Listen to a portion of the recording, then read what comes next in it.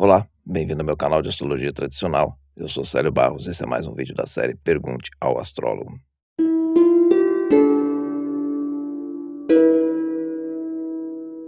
O Alexandre Meneghel perguntou se é possível descobrir datas prováveis de exemplos por meio de astrologia horária. Se você pergunta sobre um evento específico, sim, dependendo do tipo de evento, é até possível. Por exemplo, quando eu vou conseguir uma promoção dentro do meu emprego, desde que haja realmente um contexto em que isso seja viável, porque se for um emprego onde você não tenha chance de conseguir uma promoção, essa pergunta não cabe. Mas de uma forma muito aberta, não, sempre de uma forma mais direta e restrita. Há correntes de astrólogos horários que dizem ser possível você fazer até uma visão geral da vida da pessoa, mas eu tenho meu pé atrás com relação a isso, por conta da quantidade de opções que a gente tem na vida hoje em dia, diferente do que acontecia 2, 3 séculos atrás, ou até mais tempo, né.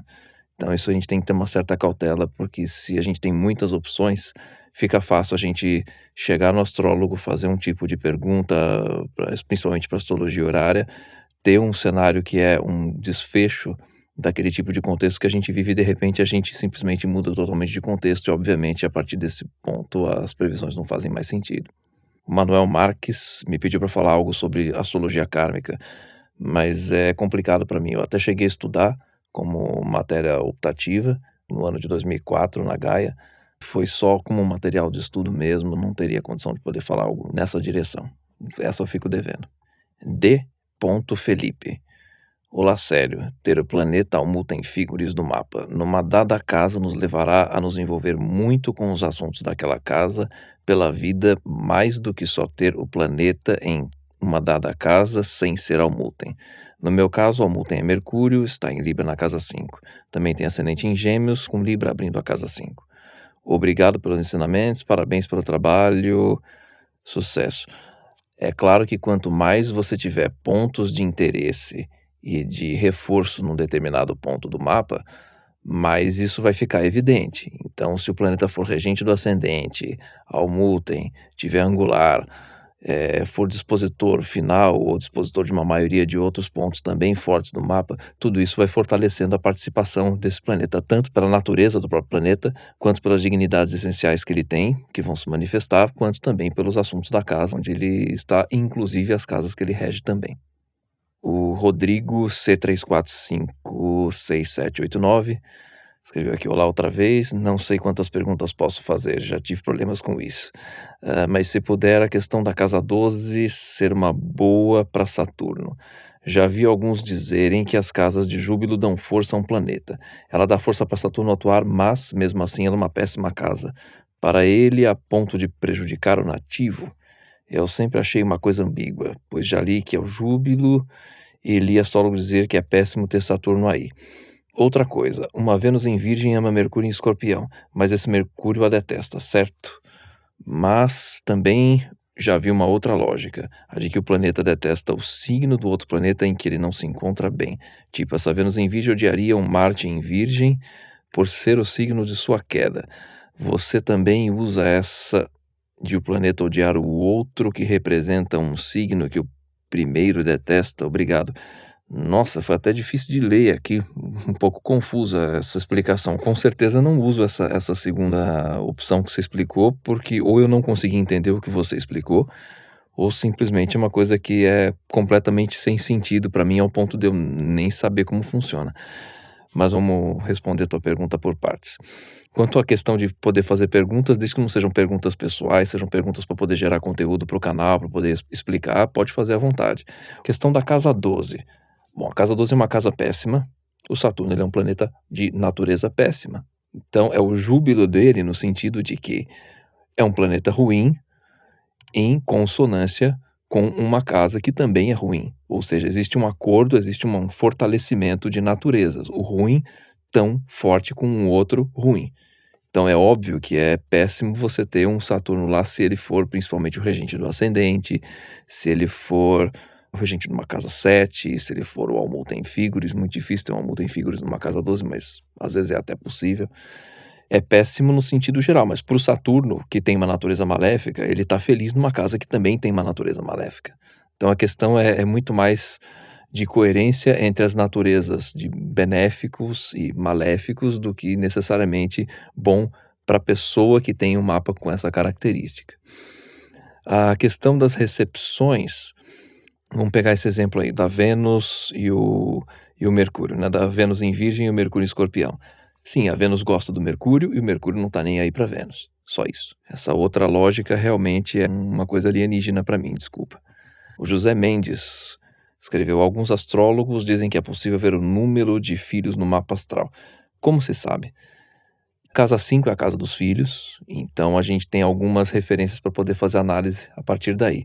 Regente da casa 5, Almúten da casa 5, planetas na casa 5, as condições onde eles estão e uma coisa bem interessante para se ver, a natureza dos signos. Cardinal geralmente 1, fixo não mais do que 1. O mutável, que se chama hoje, os antigos duplos ou bicorpóreos, que também podem indicar multiplicidade, ou seja, mais de um filho. Então, assim, a gente tem que entender que hoje a gente tem situações de controle de natalidade, tem vasectomia, tem preservativos anticoncepcionais, recursos que não existiam antes. Então, você tem agentes inibidores desse tipo de manifestação natural que era impossível, bastava você ter uma relação sexual antes sem nenhum tipo de prevenção, que era muito mais fácil a questão de filhos. Bom, e tendo isso como base, o máximo que a gente consegue chegar com alguma segurança, porque daí para frente é assumir um risco quase que lotérico, o que a gente consegue assumir com segurança tem muito mais a ver com a questão de quantidade. A assertividade dos signos cardinais indicando que tem filhos, quantidade maior de filhos para os signos duplos e uma quantidade mais reduzida para signos fixos. E lembrando também os signos estéreis, Leão, Gêmeos, Virgem. A Luciana Duarte escreveu: Célio, tenho lido sobre o Saturno no enfoque mais comparativo e me parece que existe uma certa romantizada em como a astrologia moderna o trata. Com certeza. Esta meio que vê Saturno como pai ou professor severo, que tipo nos mostra as lições que temos que aprender, usar como estrutura e guia de vida a conviver. Já na astrologia tradicional, me parece que não há esse contexto de aceitação e utilização como guia para a vida. Saturno são as pedras no sapato e só isso. Uhum. E a casa e o signo onde ele está mostra onde e como ele nos detona.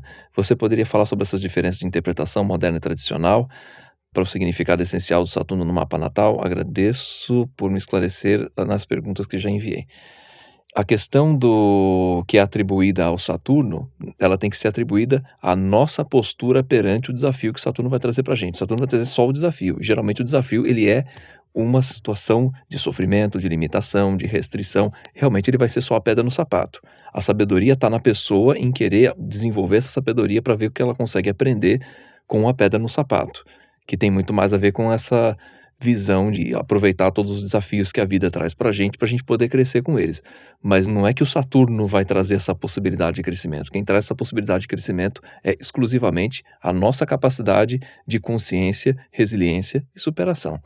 A diferença não teria nem tanto a ver com a questão de astrologia tradicional ou moderna, exceto pelo fato de que a visão moderna já vai partir desse pressuposto que você teria essa predisposição de querer aprender com a situação. E a maioria das pessoas, infelizmente, não é assim, né? No dia a dia a gente está muito mais tendo que apagar um monte de incêndios e fazendo o que dá para fazer, porque não tem como viver uma vida idealista dentro de um princípio onde todo mundo é super perfeito, super equilibrado e sem defeitos. Infelizmente, o mundo não é essa versão romantizada como você mesma comentou, né?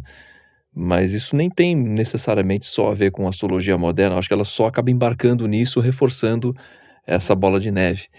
A história toda tem muito mais a ver na nossa postura mesmo, na nossa determinação em querer aprender com a situação e querer crescer. Porque a pancada que o Saturno vai dar realmente é uma pancada, nunca é uma coisa agradável, uma coisa confortável.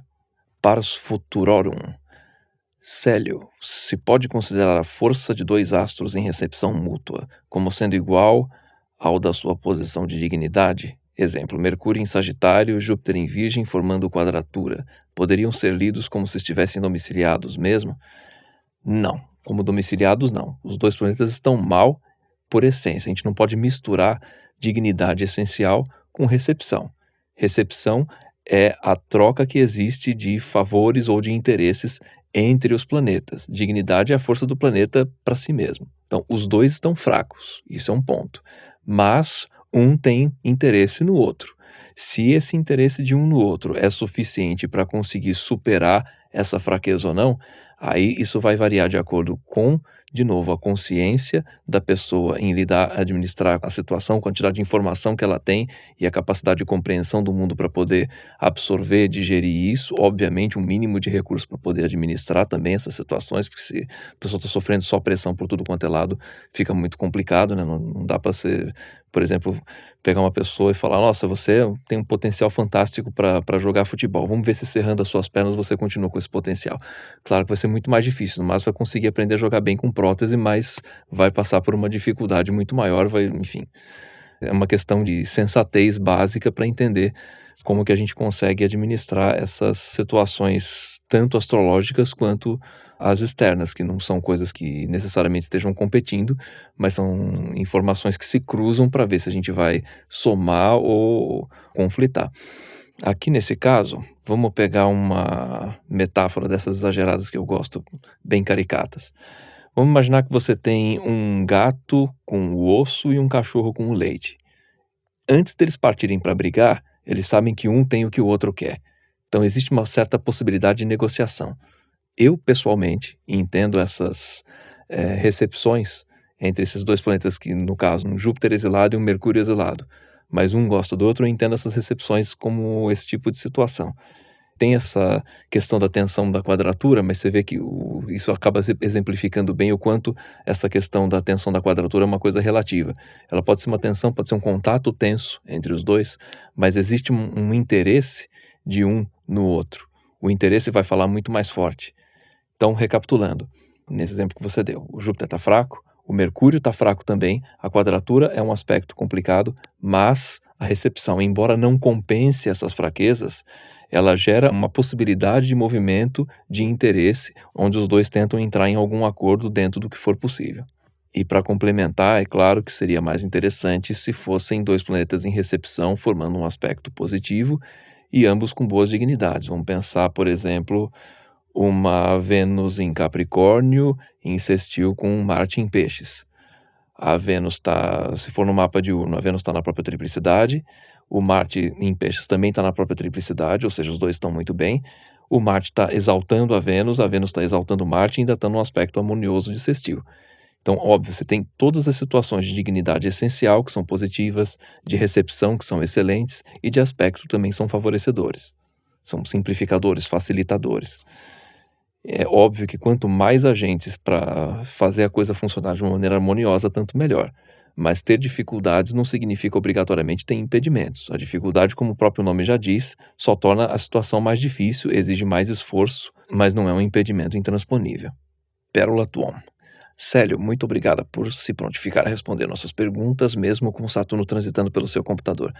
Não foi Saturno que transitou pelo meu computador, não. Fui eu que fiz a manobra arriscada de trocar o motor do carro com um carro andando, como diz um amigo meu, que é sair do PC para Mac, que eu precisava para outras necessidades. Eu não trabalho só como astrólogo, também trabalho como técnico de som, e trabalhar num notebook PC até que estava conseguindo bastante resultado, mas estava quase batendo no teto ali, né? Estava bem no limite.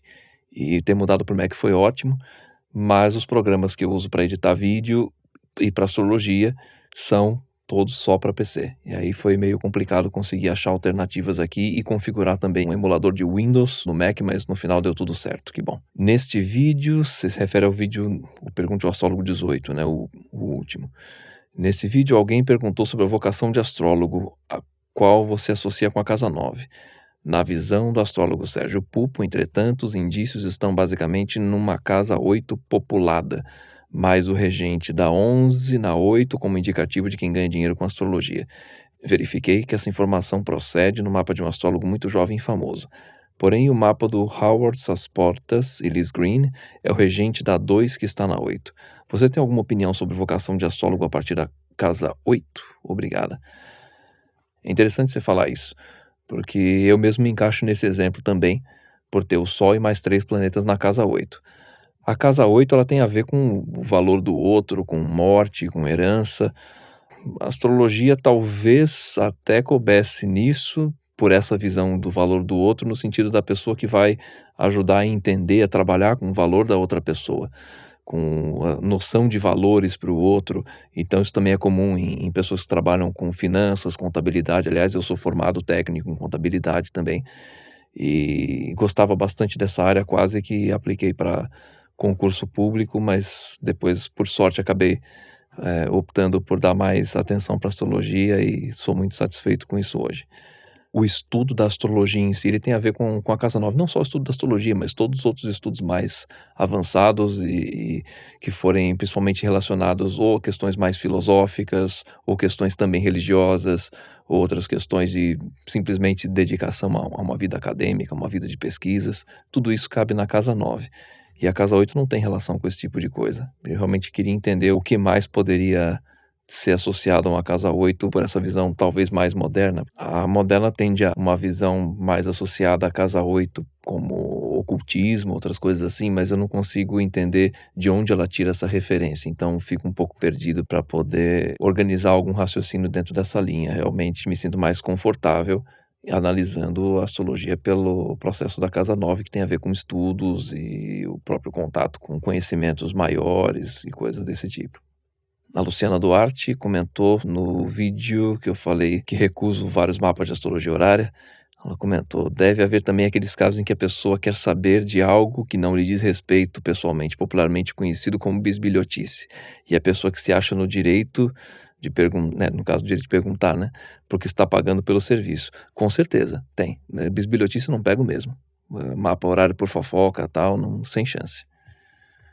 A Marina Antunes perguntou se eu sou músico. Sim, eu fui profissionalmente entre 1990 e 2001, depois disso só como amador, e como eu já te respondi aqui por escrito, né, foi a melhor decisão da minha vida, que eu amo música, então no sentido literal da palavra, músico amador me define muito melhor, porque eu faço aquilo que eu gosto, do jeito que eu gosto, sem concessão comercial.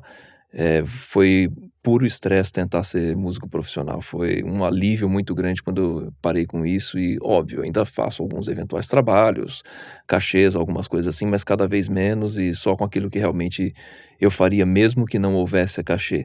Claro que não para tudo, mas para a grande maioria das coisas. E quem realmente paga as minhas contas é astrologia, um pouquinho de trabalhos também como técnico de som, e a música ela é um complemento que se encaixa quando aparece alguma coisa para fazer. Pérola Tuon. Oi, Célio. A ansiedade que você citou tem a ver com o ascendente nos primeiros graus e resultado já sabido com o ascendente nos últimos graus? E você fez essa pergunta em relação ao vídeo que eu comentei, que recuso vários mapas de astrologia horária. Bom, ali eu comentei realmente do ascendente prematuro, do ascendente tardio, podem sim ser respondidos.